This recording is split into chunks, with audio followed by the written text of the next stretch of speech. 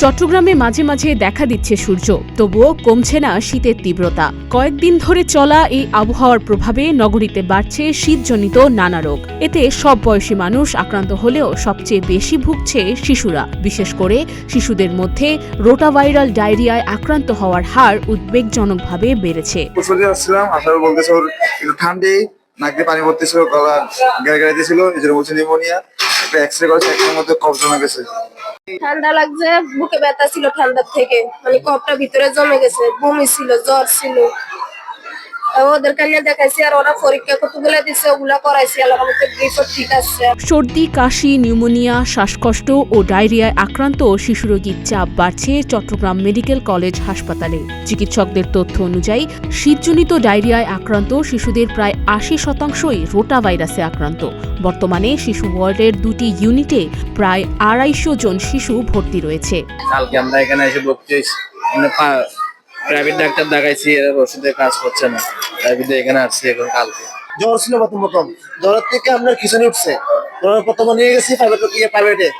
5 দিন থাকার পরে দেখেন আবার ফিরে আসছে। এই বিষয়ে শিশুরোগ বিশেষজ্ঞ ডাক্তার জেবিন চৌধুরী বলেন, শীত মৌসুমে তাপমাত্রার ওঠানামার কারণে ভাইরাল ডায়রিয়ার প্রকোপ স্বাভাবিকভাবেই বেড়ে যায়। রোটাভাইরাস দ্রুত ছড়ায়, ফলে একজন শিশু আক্রান্ত হলে আশেপাশের অন্য শিশুরাও সহজে সংক্রমিত হয়। আবহাওয়া জনিত পরিবর্তনের কারণে শীতের সময়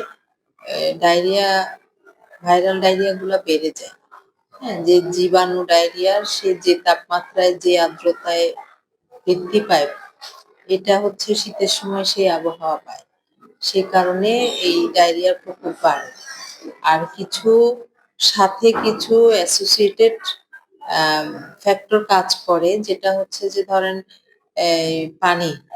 পানি অনেক ঠান্ডা থাকে, পরিষ্কার পরিচ্ছন্নতাটা অনেক জায়গায়, ধরেন যে যারা একদম স্লাম এরিয়াতে আছে, পরিষ্কার পরিচ্ছন্নতা দেখা যায় যে এইসব ব্যাপারে কিছু ঘাটতি থেকে যায়, হয়তো পানির সাপ্লাই কমে যায়, অথবা ঠান্ডাজনিত কারণে দেখা যায় যে বাচ্চাদের পরিষ্কার পরিচ্ছন্নতা এগুলো ওইভাবে পারে না, সেটাও একটা ডায়রিয়া হওয়ার কারণ। আর হলো যে এই ডায়রিয়ার রোগী ভর্তি বেড়ে যায়, কারণ এটা মানে একজনের হলে আশেপাশে মানে একই এরিয়াতে অনেকেই এফেক্টেড হয়, আর অনেক বেশি মানে পাতলা পায়খানার পরিমাণও বেশি হয়, বাড়েও বেশি হয়। ছোট বাচ্চা পানি শূন্যতায় চলে যাওয়ার জন্য ভর্তি বেড়ে যায়। ডায়রিয়ার জীবাণু যেই আবহাওয়ায় আপনার গ্রো করে, যে তাপমাত্রায় গ্রো করে, এইটা তাদের জন্য ফেভারেবল সময়, সেই কারণেই এই প্রকোপটা বাড়ে। চিকিৎসকদের পরামর্শ, শীতকাল জুড়ে শিশু ও বয়স্কদের ক্ষেত্রে বাড়তি সতর্কতা, নিরাপদ পানি ব্যবহার এবং উপসর্গ দেখা দিলে দ্রুত চিকিৎসা নেওয়া জরুরি, নইলে পরিস্থিতি আরও জটিল হতে পারে।